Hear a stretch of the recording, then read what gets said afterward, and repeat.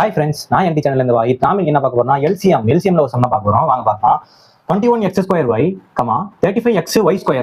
Okay, இது எப்படி போடுறது? ஓகே, ஃபர்ஸ்ட் நம்பர்ல எடுத்துக்கலாம். நம்பர் என்ன கொடுத்துருக்காங்க?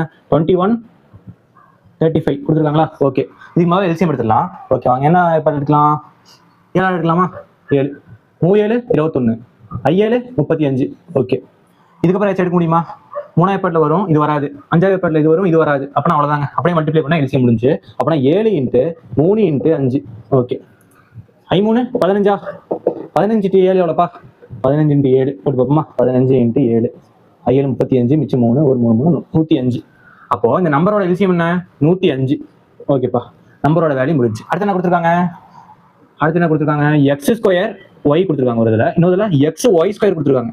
ஓகே, இந்த எல்சிஎம் பொறுத்த வரைக்கும் 2 கொடுத்துருக்காங்க இல்லையா? இந்த ரெண்டுலுமே காமனான ஒரு வேரியேஷன் இருக்கா, காமனான ஒரு நம்பரோ இல்ல ஒரு லெட்டரோ இருக்கான்னு சொல்லி பார்க்கணும்.